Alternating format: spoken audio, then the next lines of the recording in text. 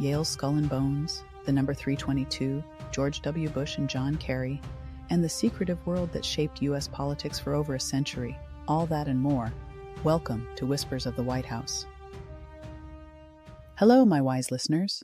Thanks for joining me today as we look into one of America's most mysterious and controversial secret societies, Yale's Skull and Bones.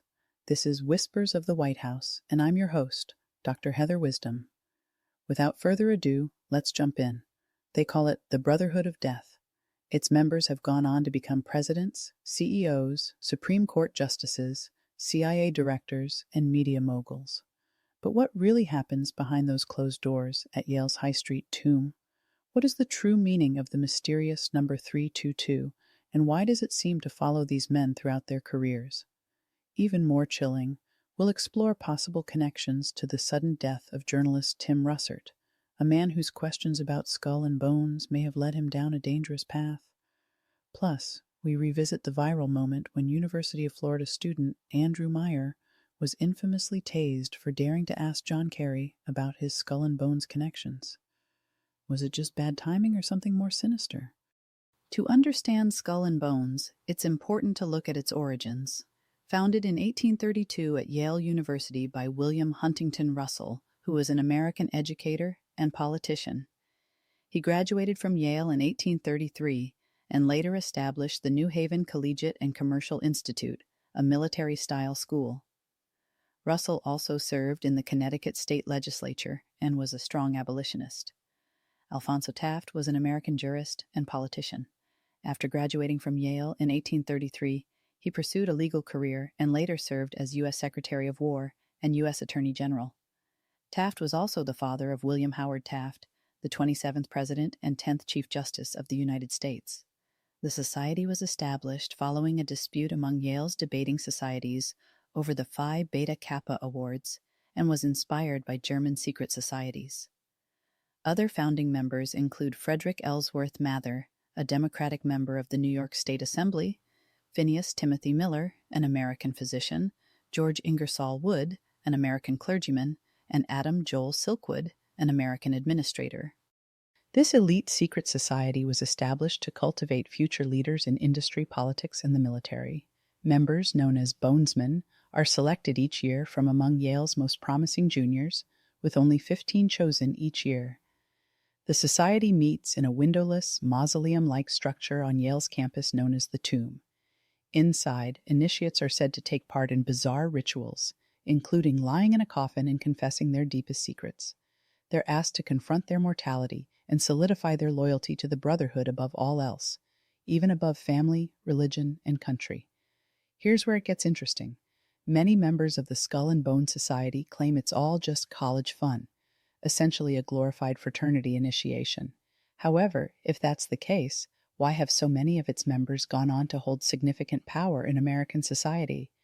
We're talking about presidents, senators, CIA directors, and others who, while perhaps less prominent, are still notable figures in American history, such as Nobel Prize winners, U.S. Olympians, authors, actors, and even NFL players. Media executives, too. Is this really just a college fraternity game, or is it something much darker? Let's discuss some significant names that have shaped the world. These individuals are not merely wealthy elites playing dress-up. They are influential figures in modern history. First on the list is Prescott Bush, whose last name you may recognize because he is George Sr.'s father. Prescott was a banker and Connecticut senator. His son George H.W. Bush, the 41st President of the United States and former CIA director, is a member. Following him is his son, George W. Bush, the 43rd President of the United States, who is perhaps the most well-known modern bonesman. Another noteworthy figure is John Kerry, the former Secretary of State, U.S. Senator, and 2004 presidential candidate. In the 2004 election, he faced off against George W. Bush, marking a unique rivalry between two bonesmen vying for the highest office in the land. Meanwhile, William Howard Taft, the 27th President of the United States and the 10th Chief Justice of the Supreme Court, was one of the earliest bonesmen to reach the White House. Additionally, Averell Harriman, a distinguished diplomat, governor of New York, and a key figure in Cold War foreign policy, rounds out this influential group. Even the founder of FedEx, Frederick Smith, was a member.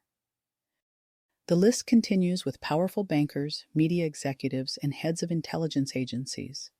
Notably, former CIA Director William F. Buckley, known for his expertise in covert operations, was also a bonesman. Given this background, one might question whether the power these individuals wield truly ends at graduation. Or does it persist throughout their careers, fostering a network that operates unseen through the halls of power? Consider, for example, that George W. Bush and John Kerry were rivals for the White House in 2004.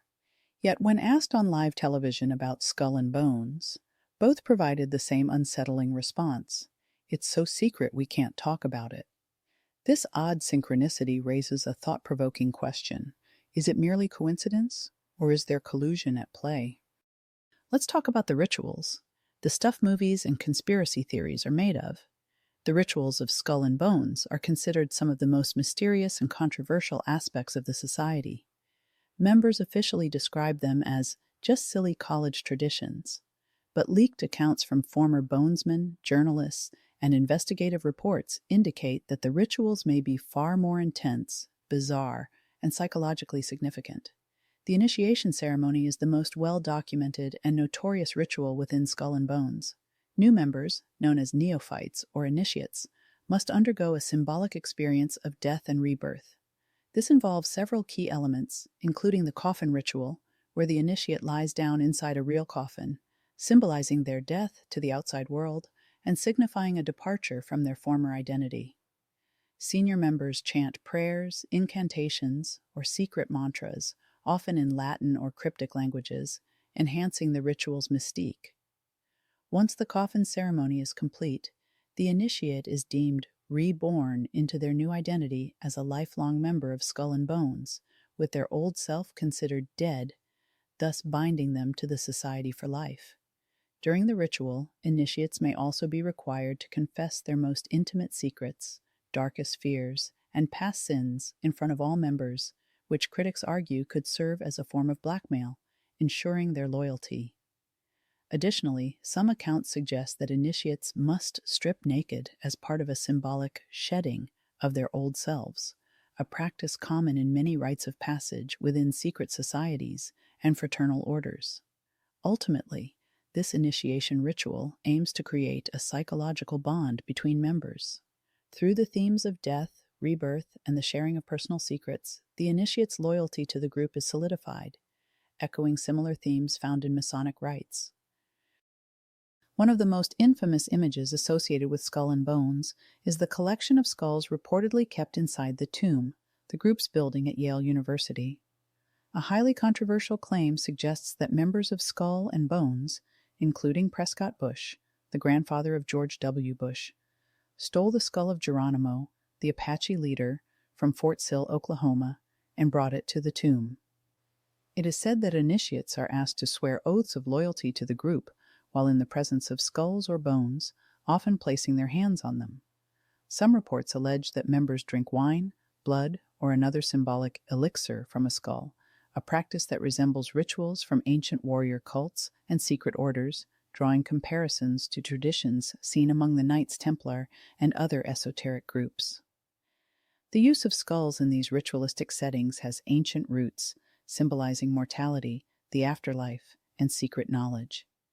By swearing loyalty in the presence of skulls, members may be bound to a shared awareness of their inevitable mortality, encouraging them to seize power while they are alive.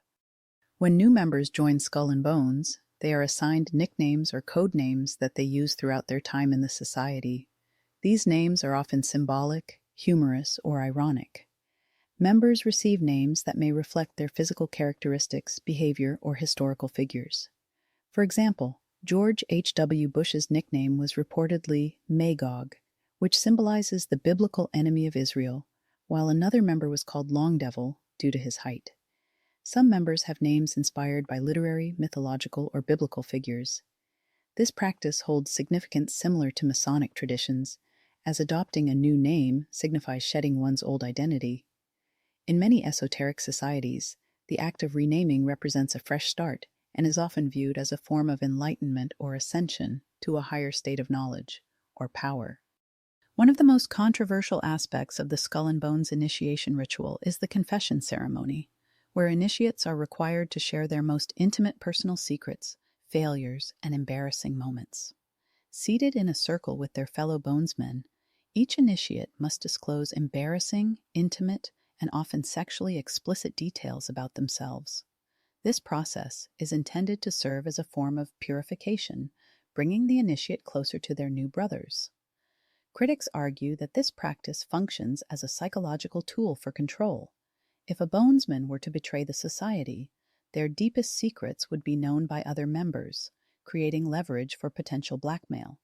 Some believe this practice is used to compromise members for life, ensuring they can be manipulated later in their careers as CEOs, politicians, or judges.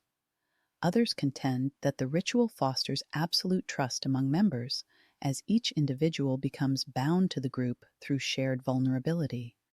Well, let's talk about where this all takes place, the tomb. The tomb is the dark, windowless, mausoleum-like building on Yale's campus where Skull and Bones holds its ceremonies. Members meet regularly at night for ongoing rituals, often linked to global events, significant dates, or internal promotions within the organization. Strict secrecy protocols prohibit the use of phones, recordings, and leaks, with members sworn to absolute confidentiality about what occurs inside the tomb. Each time they enter, members are reportedly reminded of their death to the outside world, reinforcing a sense of separation. Rituals involve the use of historical bonesman memorabilia, such as the skull of Geronimo, old swords, and symbols associated with death and rebirth. While some conspiracy theorists suggest that mild hallucinogens, like certain ceremonial wines or potions, may be consumed during these rituals, this has not been verified. Overall, the tomb's rituals aim to create an in-group and out-group dynamic, reinforcing members' perception of their access to hidden power, knowledge, and influence, while the secrecy and ritualistic nature of these gatherings contribute to the mystique of power that characterizes elite organizations. Like the Freemasons, members of Skull and Bones are believed to use handshakes, gestures, and coded phrases to identify one another in public. Key elements of their rituals include a handshake of recognition that resembles the Masonic gesture, involving specific pressure on certain knuckles or fingers, and a coded language where members refer to Skull and Bones as the Order or the Brotherhood of Death. In elite settings such as boardrooms, Senate chambers, or courtrooms, members are rumored to recognize each other through silent nonverbal signals. This practice of using handshakes and signs enables members to identify one another even in public or high-stakes environments, helping secret societies maintain their influence in business, politics, and media. After completing the initiate takes a lifelong oath of secrecy and loyalty. This includes a vow of secrecy, which is akin to the Masonic oath, emphasizing the importance of absolute silence concerning the society's activities, names, and rituals. And although this claim remains unverified, some conspiracy theories suggest that blood oaths were taken during the early history of Skull and Bones. While much of Skull and Bones rituals are shrouded in secrecy, leaked accounts from former members and investigators provide a compelling glimpse into their symbolic world. Their use of death imagery, psychological confession, and symbolic rebirth mirrors the themes of ancient mystery schools, Freemasonry, and warrior cults. But beyond the theatrics, critics say the rituals are a tool to instill absolute loyalty, compromise members, and create an elite network of power brokers that extends far beyond Yale. If power is about perception, then Skull and Bones has mastered the art of secrecy, creating an aura that is at once mythical and terrifying. Members of the Skull and Bones Society are shrouded in mystery and tradition, utilizing intricate Masonic-style symbolism that includes recognizable motifs as mentioned: skulls, crossbones, and the secret handshake. But the most notable symbol is the number 322, which appears prominently on their flags, documents, and in coded communications.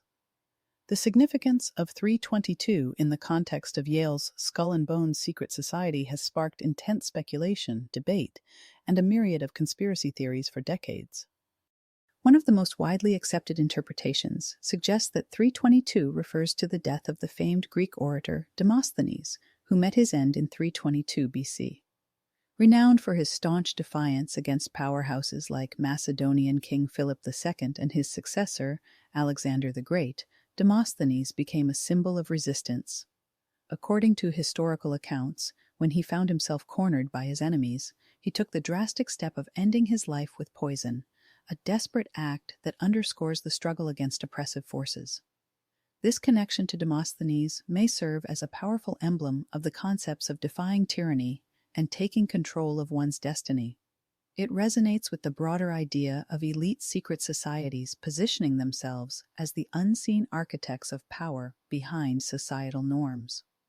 In this light, the number 322 could symbolize a pivotal moment in history, a transition from the independent governance of Greek city-states to the reign of expansive empires, reflecting a significant shift in the dynamics of power. Another captivating theory suggests that 322 signifies the society's position as a second chapter of an elite German secret organization. This theory suggests that Skull and Bones traces its lineage back to an ancient European secret society, potentially linked to the enigmatic Bavarian Illuminati or established German Masonic lodges. Exploring the meanings of these numbers provides interesting insights. In numerology, they often break numbers down to their simplest forms. For example, adding 3 plus 2 plus 2 gives us 7, which many cultures see as a sign of completeness and divine order. Numerologists also see 3 and 22 as symbols of opposites, where 2 represents conflicting forces, like male and female or good and evil, while 3 stands for power, the Trinity, or a divine essence. There is also a strong link to Freemasonry. The number 3 is sacred in this tradition, seen in the 3 degrees of Masonry. The number 2 symbolizes balance, duality, and the path to a deeper understanding of the mysteries within these secret societies. Let's talk about one of the most chilling moments in modern media, the death of journalist Tim Russert. Tim Russert was a legendary American journalist, political commentator, and longtime moderator of NBC's Meet the Press, one of the most influential political talk shows in U.S. media history. Known for his sharp questioning and ability to hold powerful figures accountable, Russert was a journalist who didn't shy away from controversial topics or difficult conversations. He was beloved for his fairness and ability to ask the questions everyday Americans wanted answered. Russert's interviews with politicians, including U.S. presidents, presidential candidates, and high-ranking officials, set a gold standard in political journalism. His no-nonsense, straightforward style earned him respect on both sides of the aisle. One of the most memorable moments of his career occurred during the 2004 presidential election, when he confronted George W. Bush and John Kerry, both members of the secretive Skull and Bones Society, on their membership in the organization. Their responses were eerie. Both men brushed it off, with Bush giving a wry smile and Kerry simply saying, "It's so secret we can't talk about it." This public acknowledgement of Skull and Bones only fueled conspiracy theories about the society's reach into the highest levels of U.S. government. And for some, it raised questions about whether Russert had stepped too close to the forbidden topics: Skull and Bones, CIA influence, and the nature of American power. On June 13, 2008, at the age of 58, Tim Russert died suddenly of a heart attack while at work in NBC's Washington bureau. Official reports stated that his cause of death was a massive heart attack linked to coronary artery disease, a condition he was reportedly being treated for.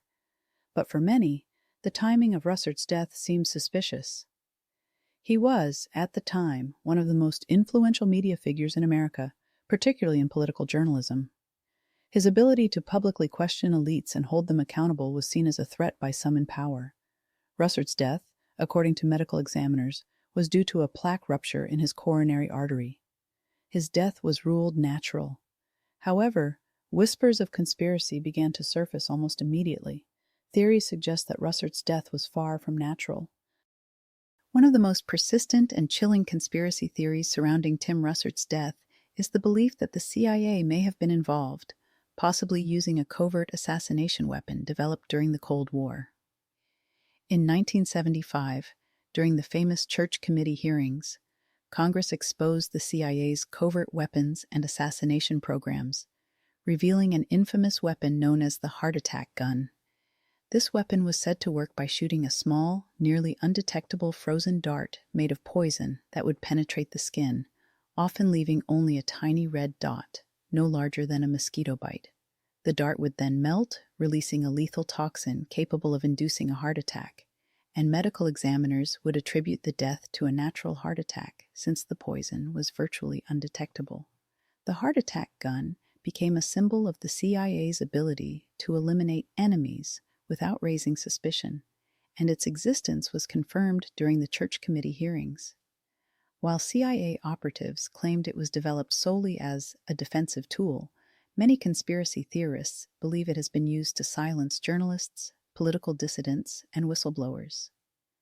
Several theories suggest potential motives for why Tim Russert could have been a target of an assassination-style operation.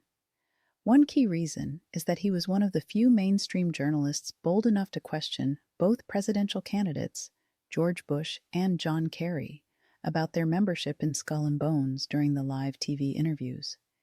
This moment stood out, leading some to believe Russert put himself on a list of potential threats to hidden networks of power by crossing a perceived line.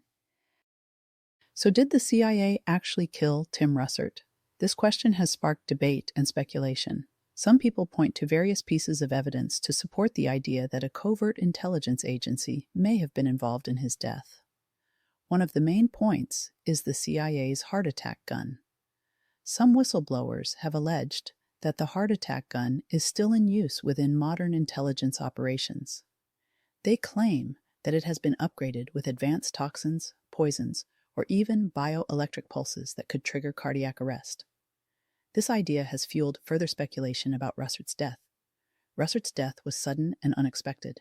Despite having a history of heart disease, he had recently passed a stress test, and his cardiologist indicated there was no immediate reason to believe he was at high risk for a heart attack. This unusual timing raises questions for some. Another point of interest for conspiracy theorists is the lack of a full autopsy.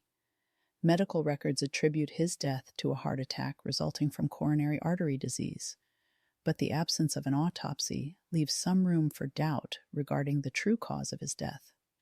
However, there are significant counter-arguments to these theories.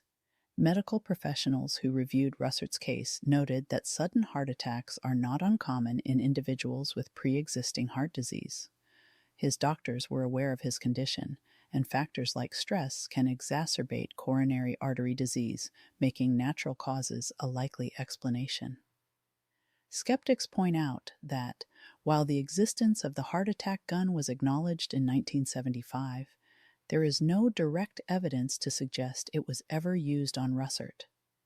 They argue that if such a weapon had been employed, there would be no means of detecting its usage, only adding more intrigue to his death.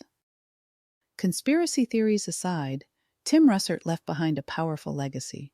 He was one of the few mainstream journalists willing to challenge the Skull and Bones power structure, grilling Bush and Kerry on it during one of the most watched presidential elections in American history. His death in 2008 was a shock to the media world, and his absence was deeply felt. With Russert gone, critics argue that mainstream media shifted toward more controlled journalism, where difficult questions are rarely asked of powerful figures. Conspiracy theorists argue that his death sent a message. If you challenge Skull and Bones, if you challenge CIA-backed power structures, you might not live to tell the tale. The coincidence of his death following years of confrontational journalism and the existence of the heart attack gun raises questions for those who don't believe in coincidences. Was Tim Russert silenced? It's impossible to prove, but it's not hard to see why people ask the question, especially when you remember Andrew Meyer, the University of Florida student who was tased for daring to ask John Kerry about his Skull and Bones connections. "Don't tase me, bro," became a viral sensation, but few people stopped to ask, why was he tased at all? Meyer was literally silenced in public for asking about Skull and Bones. Today, Andrew Meyer is an American journalist, author, and former student at the University of Florida. While pursuing his education in journalism and telecommunications, Meyer became famous for a single moment of public defiance that was caught on camera. The incident occurred on September 17, 2007, during a Quanda session with U.S. Senator John Kerry, who was speaking to students about public policy. During a Q&A session, Andrew Meyer approached the microphone and posed a series of questions. Meyer questioned why John Kerry conceded the 2004 election so quickly. He specifically asked why Kerry didn't challenge the controversial voting irregularities in Ohio, which many believed could have influenced the outcome of the presidential election. His tone was intense, but he wasn't threatening. He addressed several significant topics that caught the attention of the audience. Meyer then shifted focus to the impeachment of George W. Bush. He criticized Kerry for not taking action against the former president, particularly regarding the contentious claims about weapons of mass destruction in Iraq. Meyer asked Kerry about his membership in the Skull and Bones Society at Yale, the same secret society that George W. Bush was part of. He asked, "Are you and George Bush both members of Skull and Bones, the secret society at Yale? Can you explain what that means for the American people?" This final question about Skull and Bones ultimately led to him being forcibly removed, restrained, and tased by police officers in front of a live audience. As he was pinned to the ground, he screamed the now famous phrase, "Don't tase me, bro." The phrase went viral almost instantly, becoming one of the first internet memes of the early YouTube era. It was parodied on late-night shows, featured in pop culture, and referenced in political discussions about the abuse of police power.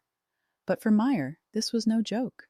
He was not only humiliated in front of his peers, but also charged with resisting arrest and disturbing the peace, though these charges were later dropped.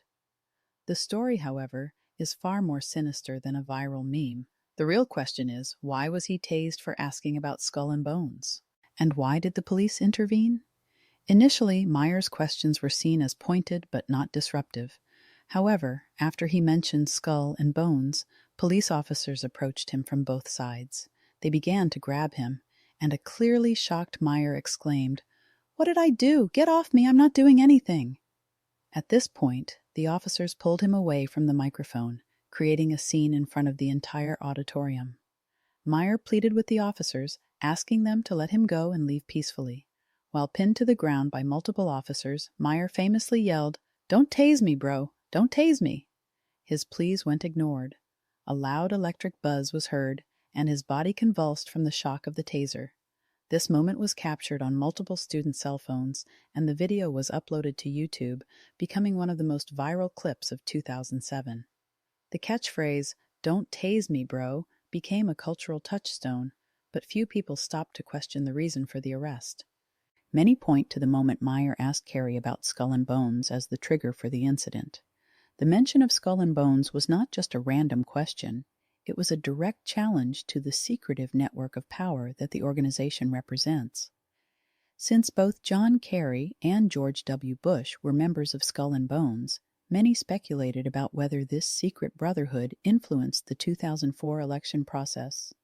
By questioning Kerry in a public, on-the-record setting, Andrew Meyer broke an unspoken rule: do not ask about Skull and Bones in public. Some argue that police action was justified because Meyer was becoming disruptive and had exceeded his allotted time. However, video footage shows that he was not posing a threat to anyone and was not given the opportunity to leave calmly. He was forcibly dragged to the ground, tased, and publicly humiliated. This has led many to perceive the incident as a symbolic example of silencing dissent. Conspiracy theorists suggest that mentioning Skull and Bones was the real reason for his arrest. Once the topic was raised, the situation escalated. So where does that leave us today? Skull and Bones is still alive and well. It's not just a relic of the past. It's a living, breathing institution that continues to operate in the heart of one of America's most prestigious universities. Each year, 15 new members are handpicked to join its ranks, and once they're in for life. Women were first allowed to join Skull and Bones in 1992, after a contentious internal battle between alumni and current members. The most notable is Tali Farhadian Weinstein, class of 1997. An accomplished attorney and professor, she was a candidate for New York County District Attorney and had been nominated as a United States District Judge for the Southern District of New York. The debate over admitting women to Skull and Bones was controversial for several reasons. Many older alumni, including prominent donors and former members, opposed the change, fearing it would harm tradition. While this change is viewed as significant, some critics say it has not altered the society's secrecy or elite power. Their rituals, like the coffin ceremony, the oath of secrecy, and the symbolic rebirth, are still very much part of the process.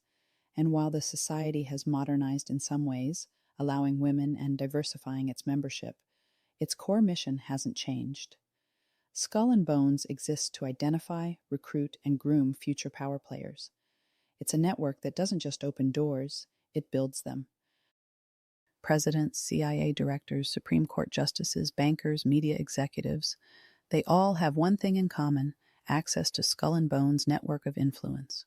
While its members may claim it's all in good fun, the legacy of power speaks for itself. The question we should all be asking is, what happens behind those windowless walls of the tomb today? Is it just a college tradition, or is it something far more sinister? We may never know for sure, but here's what we do know. The men and women who step out of that mausoleum aren't the same people who went in. They leave with connections most of us can only dream of. Connections can shape presidencies, influence wars, and control the narrative of history itself. If you think secret societies are relics of the past, you're only half right. They're relics that never stop moving. Skull and Bones isn't just a story of old men in robes drinking from skulls. It's a story of power, past, present, and future. Well, that's all the time we have for today. Thank you for joining me. If you enjoyed this episode, please share it with your friends, rate and subscribe.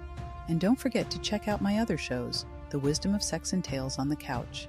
Until next time, I'm Dr. Wisdom, reminding you that secrets only stay secret until they're whispered.